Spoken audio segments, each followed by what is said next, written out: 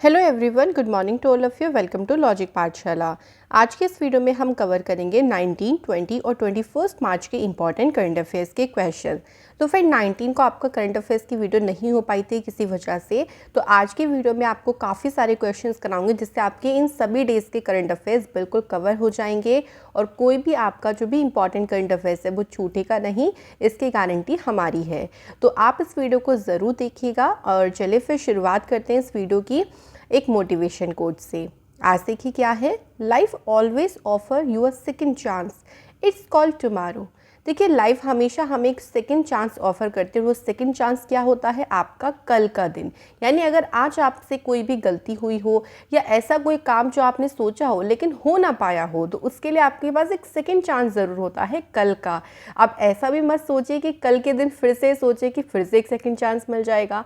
ऐसा भी बार बार नहीं होता है। लाइफ हमेशा हमें सिर्फ और सिर्फ एक सेकेंड चांस देती है, नॉट ये कि थर्ड फोर्थ फिफ्थ देती ही रहेगी। इसलिए हमेशा इस बात का ध्यान रखिए कि कभी भी अपने टाइम को बिल्कुल भी वेस्ट ना होने दें। चलिए शुरू करते हैं। कुछ हम पहले इंपॉर्टेंट डेज कवर कर लेते हैं जो कि अभी इन 2-3 दिन में आपके रहे हैं। सबसे पहले देखिए वर्ल्ड स्पैरो डे यानी विश्व गौरैया दिवस, इसे हिंदी में बोलते हैं। ये आपका दिवस आता है 20 मार्च को, इसको सेलिब्रेट किया जाता है। इसके बारे में बात करते हैं कि इसका क्या पर्पस है। देखिए ये दिन मनाया जाता है to raise awareness and protect the bird all across the world. यानी पूरे विश्व भर में जो गौरैया है, जो स्पैरो है, इसके बारे में अवेयरनेस फैलाना और इसको प्रोटेक्ट करना, ये इसका मेन उद्देश्य है। इसकी इस बार की थीम रही है love sparrows. World sparrow day देखिए इसकी स्थापना की गई थी मोहम्मद दिलावर के द्वारा। अब ये कौन थे, ये कही जाती है नेचर फॉरएवर सोसाइटी के फाउंडर थे। तो इनके द्वारा जो है विश्व गौरैया दिवस की स्थापना की गई थी। तो सबसे पहले हमें ये ध्यान रखना है।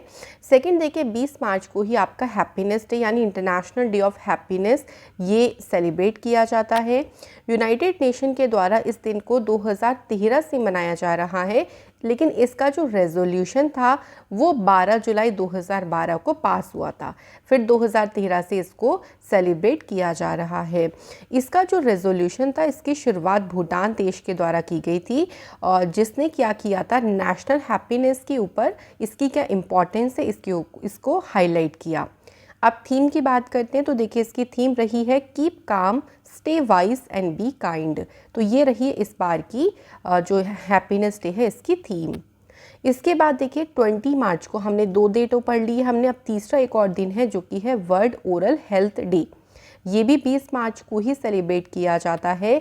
इसमें देखिए ओरल हेल्थ के बारे में, यानी जो हमारा मौखिक स्वास्थ्य है, मतलब कैसे हम उसको ध्यान रख सकते हैं, कैसे उसको हम सही रख सकते हैं, इसके बारे में सिंपली अवेयरनेस इसमें दी जाती है। आपको थीम ज़रूर ध्यान रखनी है, be proud of your mouth. तो ये इसकी रही थीम। अगला देखिए 21 मार्च यानी आज के दिन आपका सेलिब्रेट किया जाता है इंटरनेशनल डे ऑफ फॉरेस्ट।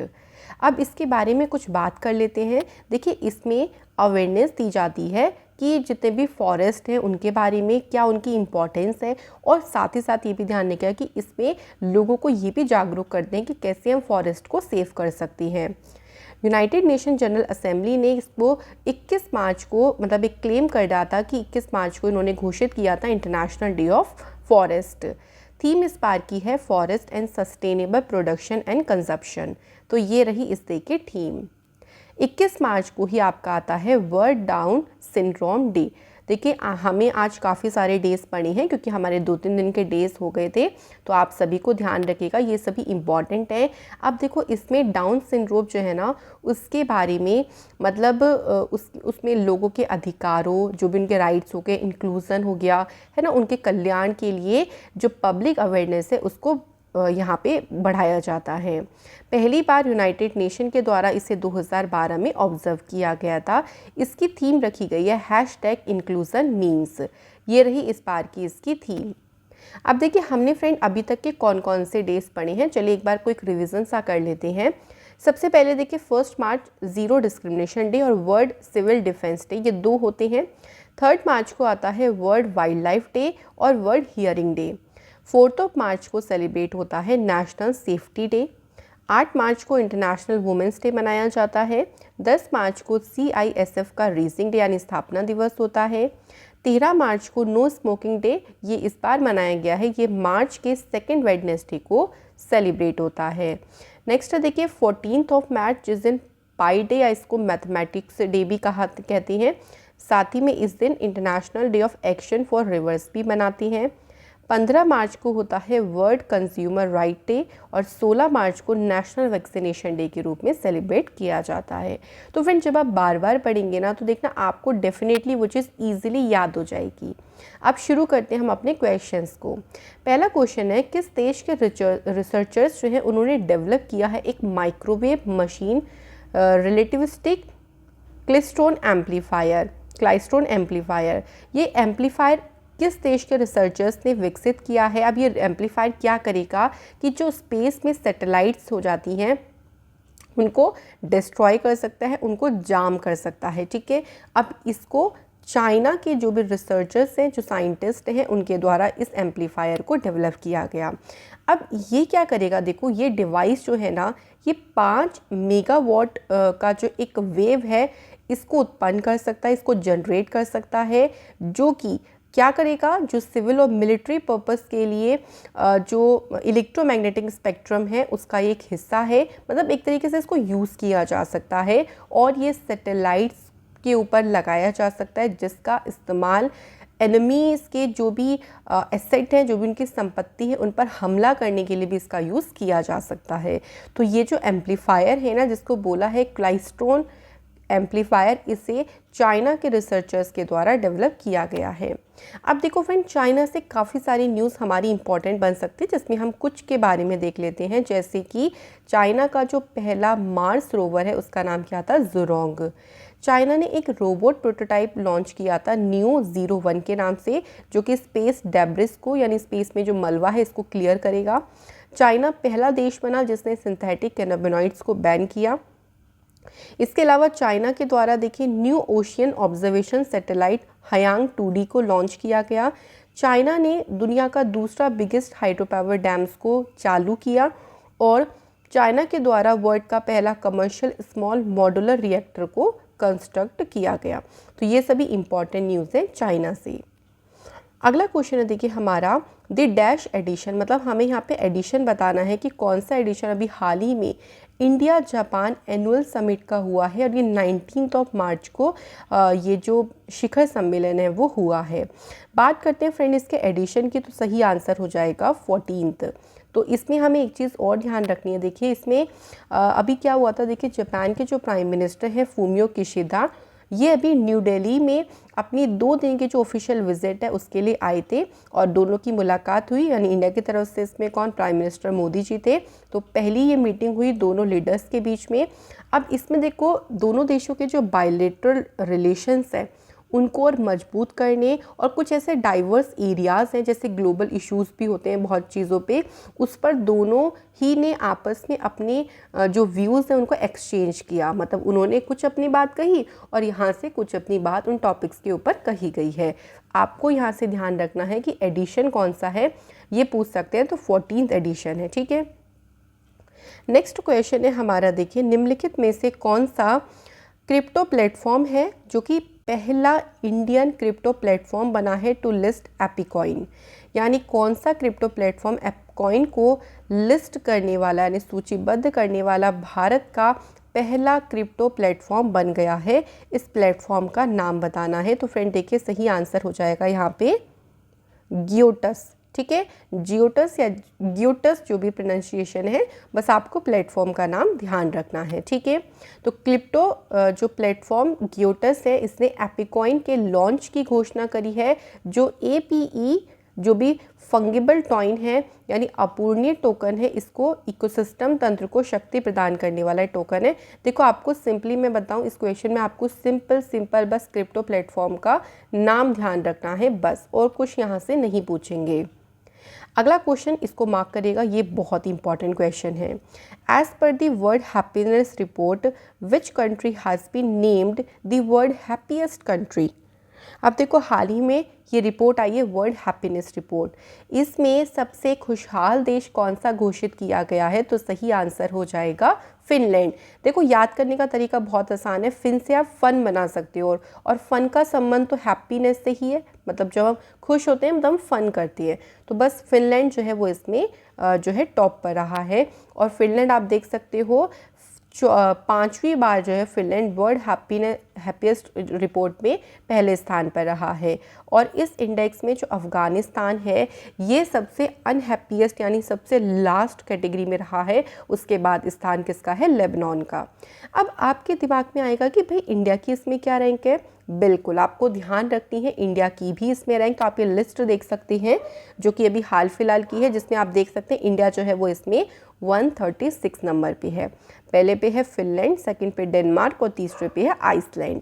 ध्यान रखेंगे भारत कौन से नंबर पे है, 136 नंबर पे है। अच्छा इसी के साथ मैं कुछ और रैंकिंग्स के बारे में भी आपको बता देती हूँ। जैसे अभी इंटरनेशनल इंटेलेक्चुअल प्रॉपर्टी इंडेक्स आई थी जिसमें भारत रहा था 43 नंबर पे और टॉप पे रहा यूएसए। इंडिया की तीसरी रैंक रही है US green building council index में और इसमें पहले पोजीशन पर रहा China. Global entrepreneurship monitor report में भारत रहा चौथी नंबर पे और इसमें सऊदी अरेबिया रहा टॉप पोजीशन पर। तो फ्रेंड मैं आपको इंडेक्स पे ज़रूर एक अलग से वीडियो भी प्रोवाइड करूँगी ताकि आप लोग एक ही वीडियो में आसानी से इस बार की इंडेक्स को कवर कर सकें। नेक्स्ट क्वेश्चन है which of the following IITs is setting up a brain research centre which will contribute to future brain related research projects. भाई देखो कौन सा ऐसा IIT है जो कि एक ब्रेन रिसर्च सेंटर स्थापित कर रहा है जो फ्यूचर में जितने भी ब्रेन से रिलेटेड जो भी रिसर्च प्रोजेक्ट होंगे उनमें अपना योगदान दे सकेगा। तो सही आंसर हो जाएगा यहाँ पे IIT मद्रास। तो कौन कर रहा है इसे सेट, IIT मद्रास के द्वारा इसे सेटअप किया जा रहा है। और इसको क्या बोला गया, computational and experimental platform for high resolution terapixel imaging of ex vivo human brain cell. काफ़ी लंबा सा नाम है तो ज़रूरत नहीं इसके नाम ध्यान रखने की। अब देखो ये जो फैसिलिटी है ना ये क्या करेगी, स्मॉल छोटे से ह्यूमन ब्रेन के 2000 सेक्शन से भी ज़्यादा जो है सेक्शन में इसका जो है वो इसको क्रिएट किया जाएगा जिससे 100 टीवी के जो मल्टीपल्स है उसमें डेटा में मैप उसको किया जाएगा। तो IIT कौन सा है, IIT मद्रास है। कुछ और IIT की बात करते हैं तो देखिए अभी हाल ही में अराइज के साथ IIT रुड़की ने एक एग्रीमेंट साइन किया है। किस चीज़ के लिए, एडवांसमेंट ऑफ नॉलेज के लिए। IIT रुड़की के द्वारा किसान मोबाइल एप्लीकेशन को लॉन्च किया गया। इसके अलावा देखिए IIT कानपुर ने एक टेस्टिंग डिवाइस जो है लॉन्च करी जो कि 90 सेकेंड में सॉइल की हेल्थ को डिटेक्ट कर सकती है। IIT कानपुर के साइंटिस्ट के द्वारा एक nano particle based biodegradable carbonoid metabolite को डेवलप किया गया। अगला क्वेश्चन है which railway station becomes first station in East Coast to implement one nation one product. तो देखिए कौन सा रेलवे स्टेशन है जो एक राष्ट्र एक उत्पाद को लागू करने वाला पूर्वी तट का, देखो यहाँ पे ध्यान रखिएगा यहाँ पे ईस्ट कोस्ट की बात हो रही है, तो ईस्ट कोस्ट का पहला रेलवे स्टेशन बना है तो उसका नाम है विशाखापट्टनम रेलवे स्टेशन जो कि आपका कहाँ पे है, आंध्र प्रदेश में है।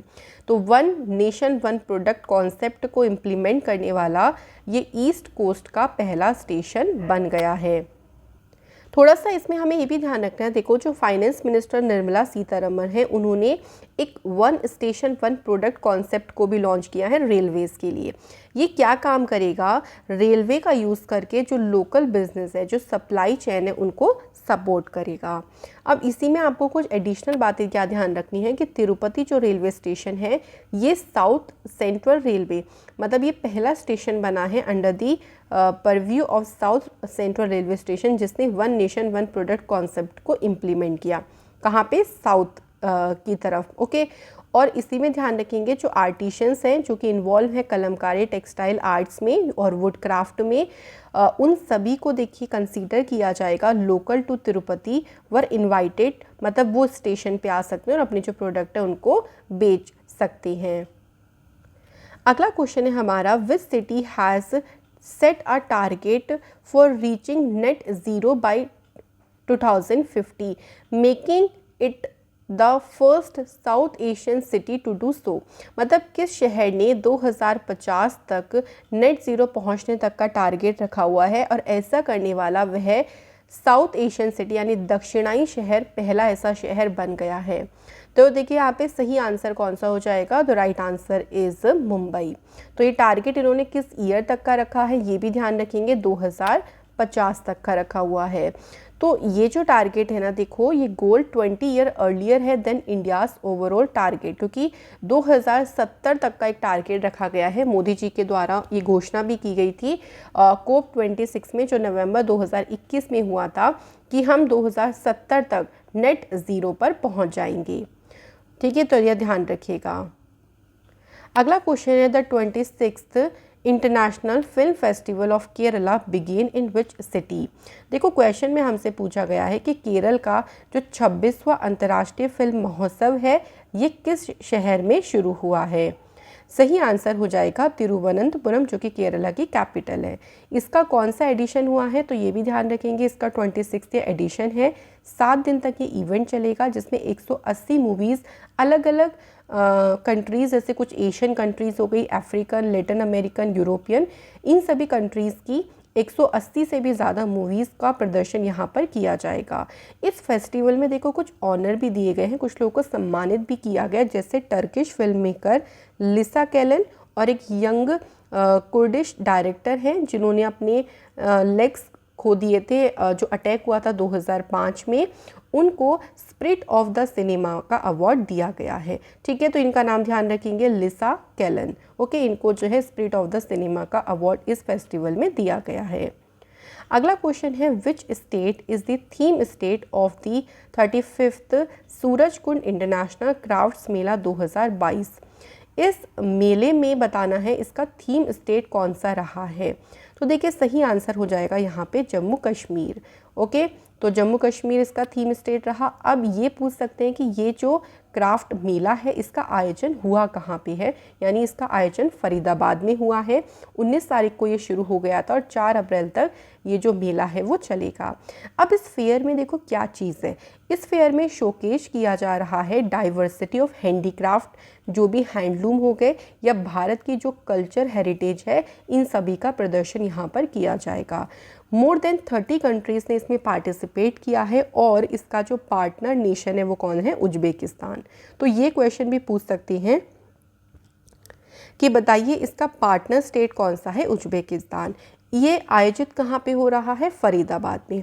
कौन सा एडिशन है, 35th एडिशन है और इसका जो थीम स्टेट है वो जम्मू कश्मीर है। तो देखो ये इन तरीक़ों से इस टॉपिक से यानी इससे क्वेश्चन पूछ सकते हैं। इसके अलावा देखिए जो यूनियन मिनिस्टर ऑफ स्टेट हैं कैलाश चौधरी, अभी हाल ही में उन्होंने पूसा कृषि विज्ञान मेला इसको इनॉग्रेट किया। ये 3 दिन का कृषि मेला है जिसको Indian council of agriculture research, Indian agriculture research institute के द्वारा इसको ऑर्गेनाइज किया गया। ये जो मेला है इसकी थीम है self reliant farmer with technical knowledge, यानी इसमें नई नई जो इनोवेटिव टेक्नोलॉजी है ना उनको शोकेस किया गया था इस फेयर में। नेक्स्ट हमारा क्वेश्चन है, under the Tamil Nadu budget for 2022-23 the government has allocated 500 crore for flood mitigation in which city. कौन से राज्य के लिए कौन से शहर में बाढ़ शमन के लिए 500 करोड़ों में आवंटित किए गए हैं। और अभी देखिए तमिलनाडु का बजट पेश किया गया है, उसी दौरान जो है इसकी घोषणा की गई है। अब हमें यहाँ पे शहर का नाम बताना है। सही आंसर देखिए यहाँ पे हो जाएगा Chennai is the correct answer. अब एक क्वेश्चन ये भी बन सकता है कि बजट किसने पेश किया है, तो तमिलनाडु के फाइनेंस मिनिस्टर जो हैं पलनीवेल थियागा राजन, इनके द्वारा 2022-23 के लिए राज्य का बजट पेश किया गया है। और इस बजट में देखा गया है कि 8 साल में पहली बार जो रेवेन्यू डेफिसिट है ना वो 4.5% से घटकर कितना है, 3.0% पर आ गया है। बात करते हैं फ्रेंड तमिलनाडु स्टेट की। यहाँ के सीएम है MK स्टालिन और गवर्नर है RN रवि। कुछ इंपॉर्टेंट नेशनल पार्क में आपको ध्यान रखना है, Guindy national park, gulf of Mannar marine national park और इंदिरा गांधी जिसे अन्नामलाई नेशनल पार्क भी कहते हैं, मुदुमलाई नेशनल पार्क और मुकुर्थी नेशनल पार्क। ये सभी इंपॉर्टेंट है आपके तमिलनाडु राज्य से। अगला क्वेश्चन है which state will create a state OBC commission to take a decision on sub categorisation for different tribes within the existing reservation limit of OBC. देखो ओबीसी में जो इस टाइम पे रिजर्वेशन है उसी के अंडर में उसी में ही अलग अलग ट्राइब्स के लिए सब कैटेगरी पर निर्णय लेने के लिए कौन से राज्य ने स्टेट ओबीसी जो कमीशन है इसको बनाया है या इसको बनाएगा। सही आंसर हो जाएगा यहाँ पे असम। अब इसमें देखो क्या किया जाएगा कि जो ट्राइब्स है ना उनको कैटेगरीज में डिवाइड किया जाएगा, मतलब उनको सब कैटेगराइज कर दिया जाएगा। उसके लिए इस आयोग का गठन किया गया। तो इसके लिए ही जो आयोग है या जो कह लीजिए कमीशन है इसको असम की सरकार बनाएगी। इस टाइम प्रेजेंट में देखिए जो टी ट्राइब्स हैं जो चाय जनजाति हैं उनके लिए कोई भी अलग से आरक्षण नहीं है, वो ओबीसी ही कैटेगरी में आती है। लेकिन जब इनको सब कैटेगराइज कर दिया जाएगा तो उनको भी कुछ ना कुछ रिजर्वेशन दिया जाएगा। अब बात आती है यहाँ पे असम राज्य की, जहाँ के सीएम है हिमांता विश्व शर्मा और गवर्नर है Jagdish Mukhi. Important national park Dibru Saikhowa, Kaziranga, Manas, Nameri, Rajiv Gandhi जिससे कहते हैं औरंग नेशनल पार्क। एक दो अभी हाल ही में देखिए यहाँ पे बने, एक तो हो गया रायमोना और सेकंड हो गया देहिंग पटकाई नेशनल पार्क। ये ज़रूर ध्यान रखिएगा क्योंकि ये रिसेंट में ही बनी हैं। डैम्स में इंपॉर्टेंट आपका है सुबनसिरी लोअर डैम जो कि है सुबनसिरी नदी के ऊपर ही। नेक्स्ट हमारा क्वेश्चन है which of the following has become the only state in India to achieve 90.5% of immunisation apart from the successful vaccination against कोविड-19 infection under the mission Indradhanush 4.0। देखो इस मिशन के तहत कोविड-19 इन्फेक्शन के खिलाफ सफल टीकाकरण के अलावा 90.5% टीकाकरण हासिल करने वाला, मतलब इतना जो है वहाँ पे वैक्सीनेशन हुआ है। और ऐसा एकमात्र राज्य कौन सा बना है, तो सही आंसर है फ्रेंड यहाँ पे उड़ीसा आपका बिल्कुल सही आंसर है। तो अभी नेशनल फैमिली हेल्थ सर्वे हुआ, उसकी रिपोर्ट के अकॉर्डिंग 20 डिस्ट्रिक्ट में पूरी तरीके से 90% से भी अधिक वैक्सीनेशन रहा, वहीं 10 डिस्ट्रिक्ट जो हैं वो 90% से कम रहे। तो एवरेज अगर बोलें तो 90.5% का जो है यहाँ पे एवरेज रहा है। बात आती है फ्रेंड उड़ीसा, जहाँ के सीएम है नवीन पटनायक, गवर्नर है Ganeshi Lal. Important national park में है पहला भीतरकनिका, दूसरा है सिमलीपाल नेशनल पार्क। डैम्स में देखिए एक तो इंद्रावती डैम जो कि इंद्रावती रिवर पे है और हीराकुंड डैम, ये बहुत पूछते हैं, ये महानदी पर है। इन दोनों को ध्यान रखिएगा उड़ीसा से। नेक्स्ट हमारा क्वेश्चन है विच स्टेट, जहाँ पे डोल उत्सव या जिसे डोल जात्रा भी कहते हैं जो कि फेस्टिवल ऑफ कलर है और इसका एक नाम है डोल उत्सव, इसे कौन से राज्य में मनाया गया। हाल ही में देखिए इसको वेस्ट बंगाल में इसे सेलिब्रेट किया गया है। ये जो फेस्टिवल है ये लॉर्ड कृष्णा और राधा जी को डेडिकेटेड है और ये फुल मून डे जिसे हम हिंदी में बोलते हैं पूर्णिमा का दिन, उस दिन ये मनाया जाता है। बंगाली कैलेंडर की बात करें तो ये जो फेस्टिवल है ना ये मार्क करता है last festival of the year, यानी वर्ष का अंतिम त्यौहार ये बंगाली कैलेंडर के अनुसार भी है। नेक्स्ट हमारा क्वेश्चन है who among the following has been appointed as a US president Joe Biden's कोविड-19 रिस्पॉन्स कोऑर्डिनेटर। फ्रेंड यहाँ भी बताना है कि हाल ही में किसे अमेरिकी राष्ट्रपति जो बिडेन के कोविड-19 प्रतिक्रिया समन्वयन के रूप में नियुक्त किया गया है। सही आंसर हो जाएगा डॉक्टर आशीष झा को अपॉइंट किया गया है। तो एक और चीज़ ध्यान रखेंगे, देखिए जो अमेरिकी राष्ट्रपति हैं जो बिडेन, उनके कोविड-19 के जो कोऑर्डिनेटर जेफ जेंट्स हैं और उनकी डेप्यूटी जो है नताली क्विलिन, इन्होंने अप्रैल में जो है एडमिनिस्ट्रेशन को छोड़ दिया, मतलब ये छोड़ रही हैं। उसके बाद जो है डॉक्टर आशीष झा यहाँ पे अपॉइंट किए जाएंगे। अगला क्वेश्चन है फ्रेंड देखिए who has been selected for the 31st G D Birla award for the scientific research in March 2022। तो अपनी साइंटिफिक रिसर्च के लिए 31st जीडी बिरला अवार्ड पुरस्कार के लिए किसे चुना गया है। The right answer is Narayan Pradhan ji को चुना गया है। उनको ये अवार्ड दिया जा रहा है जो मटेरियल साइंस है, भौतिक विज्ञान के क्षेत्र में उनका जो आउटस्टैंडिंग कंट्रीब्यूशन रहा है उसी के लिए उनको सम्मानित किया जाएगा। देखिए ये जो अवार्ड है ये 1991 से दिया जा रहा है। ये अवार्ड रिकॉग्नाइज करता है जो एमिनेंट इंडियन साइंटिस्ट हैं जिनकी जो एज है वो 50 से कम है ना, और उनकी किसी भी साइंस की कोई भी ब्रांच हो उनमें जो भी उनका आउटस्टैंडिंग कंट्रीब्यूशन रहा है उसी को ही ये जो अवार्ड है वो रिकॉग्नाइज करता है। तो ये इस बार किसे मिला, नारायण प्रधान जी को दिया गया है। अगला क्वेश्चन है which bank has been awarded IFR Asia's Asian bank of the year. ये अवार्ड किसे दिया गया है, कौन से बैंक को, तो Axis bank is the right answer. ये अवार्ड एक्नॉलेज करता है जो बैंक्स की आउटस्टैंडिंग परफॉर्मेंस रही है इक्विटी में और डेब्ट इंश्योरेंस में। तो बैंक की जो भी इसमें आउट परफॉर्मेंस रही है उसी को एक्नॉलेज करता है। साथ ही में ध्यान रखिएगा एक्सिस बैंक ने best DCM house in India का भी अवार्ड जीता है, तो ये भी आपको ध्यान रखना है। इसके अलावा देखिए कुछ और अवार्ड्स की बात करते हैं तो बांग्लादेशी जो रिजवाना हसन है इनको US international women of courage award से सम्मानित किया गया। प्रोफेसर दीपक धार ये पहले इंडियन जो है ये सिलेक्ट हुए हैं बोल्ट्जमैन मेडल के लिए। कोल इंडिया कंपनी ने जीता है India's most trusted public sector company का अवार्ड।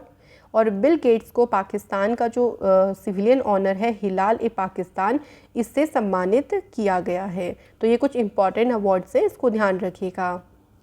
नेक्स्ट क्वेश्चन है the senior national weight lifting championship for man and women is being held. देखिए पुरुषों के लिए महिलाओं के लिए दोनों के लिए चैम्पियनशिप होगी और इसका जो आयोजन है इसका कहाँ पे किया जाएगा, भुवनेश्वर में इसका जो आयोजन है वो किया जाएगा। तो ये भी ध्यान रखेंगे मेंस की चैम्पियनशिप भी यही होगी और वुमेंस की भी यही होगी। Railway sports promotion board has send a strong contingent from Indian railway to the championship. मतलब जो रेलवे स्पोर्ट प्रमोशन बोर्ड है उन्होंने इस चैम्पियनशिप के लिए भारतीय रेलवे की ओर से एक मजबूत टीम को इसमें भेजा है। ओके, तो ये ध्यान रखेंगे इसका आयोजन उड़ीसा की कैपिटल भुवनेश्वर में किया जाएगा।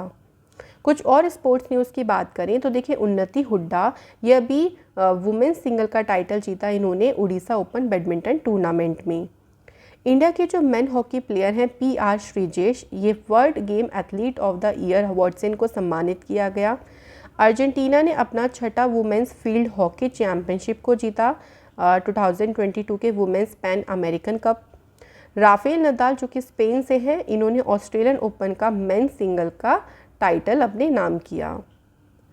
अगला क्वेश्चन है फ्रेंड देखिए हमारा who created history by scoring a half century in the match against Australia in the ongoing out ICC women's cricket world cup. तो ऑकलैंड में ये हुआ है मैच और ऑस्ट्रेलिया के अगेंस्ट में मैच हुआ। तो इसमें हमें बताना है कि ऑस्ट्रेलिया के खिलाफ इस मैच में हाफ सेंचुरी बनाकर इतिहास किसने रचा है। तो सही आंसर फ्रेंड यहाँ पे हो जाएगा मिथाली राज। सेम टाइम देखिए she equalled former New Zealand player Debbie Hockley, उनका जो रिकॉर्ड रहा है 50 का तो और उससे अधिक रन बनाने का तो उसकी बराबरी कर ली है। मतलब मिथाली राज ने जो न्यूजीलैंड की फॉर्मर प्लेयर है डेबी हॉकली इनके रिकॉर्ड की बराबरी की। दोनों ने अब एक ही पारी में 12 बार 50 से भी ज़्यादा रन बनाने का इनके नाम पे रिकॉर्ड है और हाल ही में मिथाली राज ने एक हिस्ट्री को क्रिएट किया। तो फ्रेंड ये थे हमारे सभी इंपॉर्टेंट क्वेश्चंस। अगर कोई एक दो क्वेश्चन रह भी गया होगा तो वो भी आपके नेक्स्ट वीडियो में कवर कर दिया जाएगा। तो आप चिंता ना करें, कोई भी आपका क्वेश्चन यहाँ पे नहीं छूटेगा। मैं आशा करती हूँ कि सभी क्वेश्चन आपको अच्छे से क्लियरली समझ आए होंगे। चलिए आज के क्वेश्चन आप लोगों के लिए पहला क्वेश्चन, जवाहर रोजगार योजना ये कब किस प्लान में इसको शुरू किया गया था। तो मैंने आपको 5 ईयर प्लान्स ये पूरी एक वीडियो करवाई, आपको चैनल पे मिल जाएगी, आप उसको ज़रूर देखिएगा क्योंकि वहाँ से आपके इकोनॉमी से क्वेश्चन पूछ लेते हैं, कई क्वेश्चन बन सकते हैं। तो उसमें ये आंसर भी छिपा है, अगर आपने देखी होगी आपको आंसर ज़रूर पता होगा। सेकेंड क्वेश्चन है who was the first scholar जिन्होंने इंडस सिविलाइजेशन शब्द का यूज़ किया। तो पहले ऐसे विद्वान कौन थे, इसका आंसर आप लोग मुझे कमेंट सेक्शन में ज़रूर बताइएगा। फ्रेंड इस वीडियो का PDF मैं आप लोगों को शेयर कर दूंगी टेलीग्राम पे। अगर ज्वाइन नहीं किया हो तो प्लीज़ आप सभी से रिक्वेस्ट है कि ज्वाइन करें क्योंकि इससे आपको ही बेनिफिट मिलेगा। आप लोगों को ईजिली PDF वहाँ पे मिल जाएंगी सभी वीडियोस की। कैसे लगी वीडियोस, मैं आशा करती हूँ कि आपको इस वीडियो से समझ में आया होगा सारे क्वेश्चंस और आपकी तैयारी भी बहुत अच्छी चली होगी, आपका अच्छे से फेस्टिवल भी सेलिब्रेट हो गया होगा। तो अब तो मूड बिल्कुल फ्रेश होगा। तो अब अच्छे से पढ़ाई के ऊपर ध्यान दें, मेहनत करें। जो भी एग्ज़ाम्स देखिए आपके आ रही हैं उनके लिए बिल्कुल डट जाएं अभी से ही, क्योंकि जब आप लगे रहेंगे ना, आप उसे छोड़ेंगे नहीं, तो आप ज़रूर उसमें कामयाब रहेंगे। चलिए फिर मिलेंगे आपको नेक्स्ट वीडियो में। Thank you so much for watching this video.